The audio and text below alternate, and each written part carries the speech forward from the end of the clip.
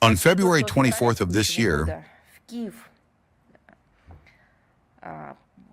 another Russophobic landing party in the form of a political pilgrimage arrived in Kiev, represented by the President of the European Council, Costa, the head of the European Commission, Ursula von der Leyen, and the leadership of the countries of Northern Europe, the Baltics, and Croatia.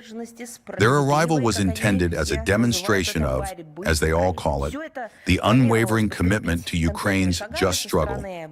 All of this was planned to be backed up by concrete steps on the part of Brussels, the adoption of the 20th package of anti-Russian sanctions, and a so-called military loan. Well, or as Ursula von der Leyen calls it, a steel hedgehog loan in the amount of 90 billion euros for the period from 2026 to 2027, 2/3 of which is planned to be spent on the needs of the armed forces of Ukraine. However, nothing came of this except for a hollow image and loud, tiresome slogans. Zelensky did not hear about the timeline for Ukraine's membership in the European Union.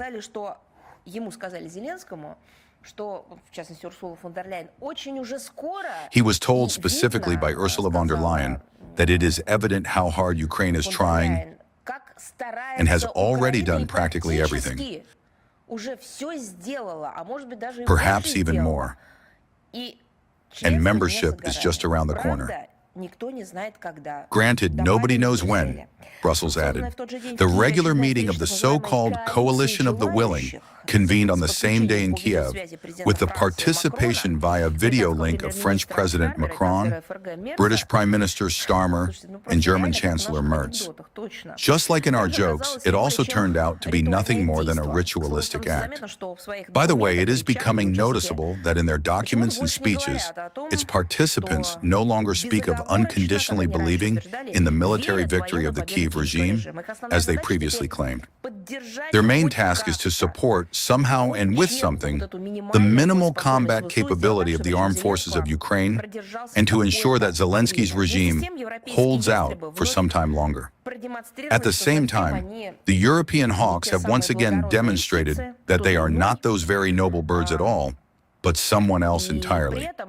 In doing so, they exposed, no, not what you might think, but their desire to continue obstructing the settlement of the conflict. In particular, António Costa stated directly, again, a direct quote, "Russia must not be allowed to achieve successes at the negotiating table." Oh my God, you aren't even there yet. And by all appearances, nobody is waiting for you there. Nobody invited you to this negotiating table because you do not know how to behave. Because you were already there. You cheated and you played dirty, and you were caught red-handed. Therefore, sit there under the table and don't pipe up. He was echoed by Ursula von der Leyen. She said that, "We will not back down until peace is achieved." Peace on Ukraine's terms. End of quote. Well, what is this? Either madness or madness and an aggressive mindset combined.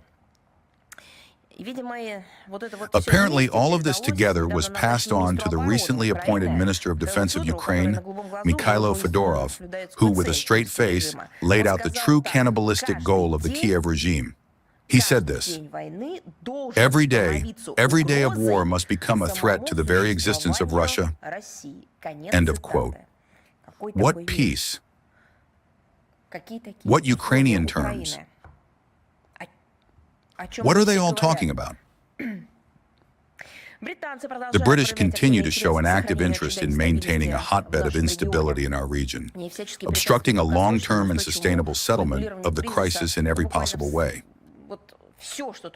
Well, they are doing literally everything they can to prevent even some kind of settlement process. They are doing it. The British Prime Minister of that time, Boris Johnson, as you remember, who in April 2022 talked his Kiev protégés out of concluding a peace on terms that were then favorable to them, has distinguished himself with new odious statements, as the Western press writes. In particular, he called on Europeans to more actively support Kiev, hand over long-range weapons, and increase funding at the expense of blocked Russian assets. In parallel, the head of the British Ministry of Defense, John Healey, stated that he hopes to become the first Secretary of State for Defense to send troops to Ukraine.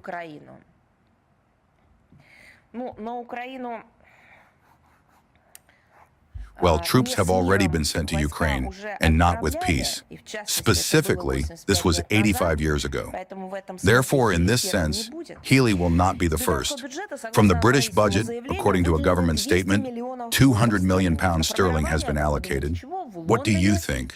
For the formation in London of a headquarters for the multinational forces of the Coalition of the Willing, with a strength of, well, let's think about how many Britons are needed to help Ukraine turn the tide of history, triumphantly prevail in this hybrid war, and do everything so that it never ends. In this headquarters, 70 people will work, be located, play games, or I don't even know what else. 70 people. Contrary to Healey's delusion, the stationing of British troops in Ukraine will not mean the end of the war, but the prolonging of the conflict and an increase in the risks of a large-scale military clash involving a much larger number of states. As we have repeatedly emphasized, in the event of a military intervention in Ukraine, foreign contingents will become legitimate military targets for us.